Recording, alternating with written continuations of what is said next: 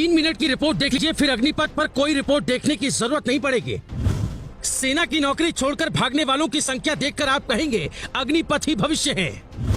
जिस फॉर्मूले से देश ने मोदी को पीएम बनाया, उसी फॉर्मूले से अग्निपथ का आइडिया आया।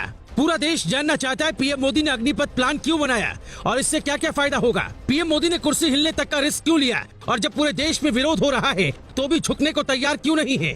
आपको ये रहस्य बताएं उसके पहले बताते हैं सेना की नौकरी हर साल छोड़कर कितने लोग भाग जाते हैं और फिर आप उनसे सवाल क्यों नहीं पूछते हैं। सेना में लेफ्टिनेंट जनरल अरुण पुरी जो दावा करते हैं वो सुनकर हमारा भी दिमाग चकरा गया।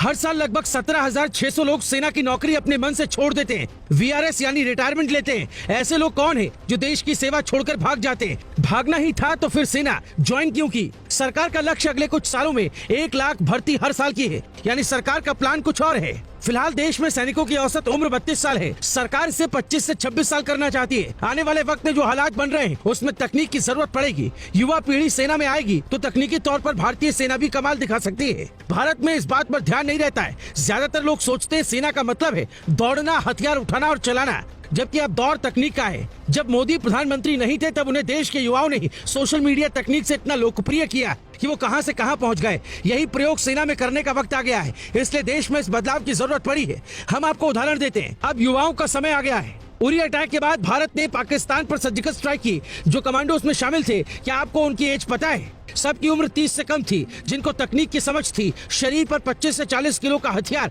और बारूद उठाने की घंटों तक क्षमता थी। जिनके हार्ट अटैक होने की गुंजाइश नहीं थी, क्योंकि ऐसे ऑपरेशन में ऊंचाई से कूदना पड़ता है। और बड़ी बात, इस एज में परिवार के प्रति लगाव कम, देश के प्रति ज्यादा होता है। सरकार की मंशा के पीछे कई कारण हैं, अब हम वो भी बताते हैं। आज लड़ाई ड्रोन की हो गई है। सीडीएस बिपिन रावत ने शहीद होने से सिर्फ 4 घंटे पहले ये दावा किया था युद्ध जैविक होगा, हथियारों से नहीं। जैविक युद्ध की तैयारी हमारी नई पीढ़ी ज्यादा बेहतर कर सकती है। हमारे देश में सेना को इमोशनल एंगल से देखा जाता है। कई देश रोबोट बना चुके हैं, भारत भी रोबोट बना रहा है और अब लड़ाई तकनीक से होगी। आपको याद होगा आज दौर मशीनों का है और मशीनों को समझने के लिए युवा पीढ़ी सबसे बेस्ट है।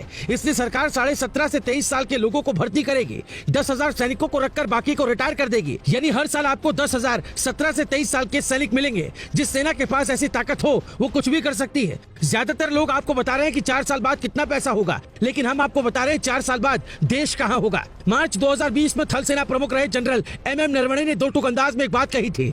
20वीं सदी के बड़े जंगी हथियार जैसे युद्धक टैंक और लड़ाकू विमान अब बीते जमाने की चीज बनते जा रहे हैं। भविष्य में होने वाली जंगों में फौज की तादाद के बजाय तकनीकी श्रेष्ठता की लड़ाई जीतने का अहम कारक बनकर उभरेगी। फौजी ढांचों के भौतिक स्वरूप की अहमियत कम होती चली जाएगी। जिसकी सेना तकनीक से जितनी स्मार्ट होगी वो देश उतना मजबूत होगा। भारत में आजादी के बाद राष्ट्र भावना को पैदा नहीं किया गया, यहाँ निजी हितों की बात हुई। यही कारण है कि हम कई देशों से पीछे हैं।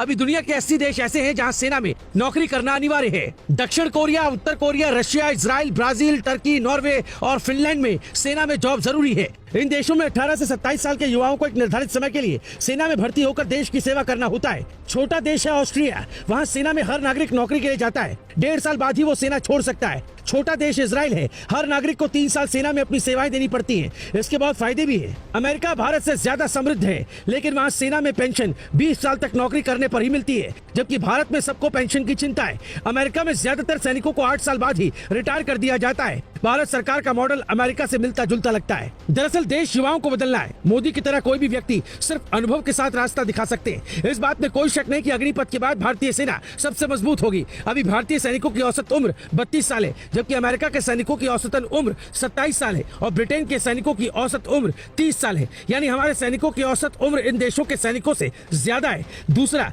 इससे सरकार हथियारों की खरीद पर ज्यादा पैसा खर्च कर पाएगी। अब तक सरकार को रक्षा बजट का आधे से ज्यादा हिस्सा सैनिकों को सैलरी और पेंशन देने पर खर्च करना पड़ रहा था, लेकिन इस योजना के लागू होने से ये खर्च धीरे धीरे कम होगा।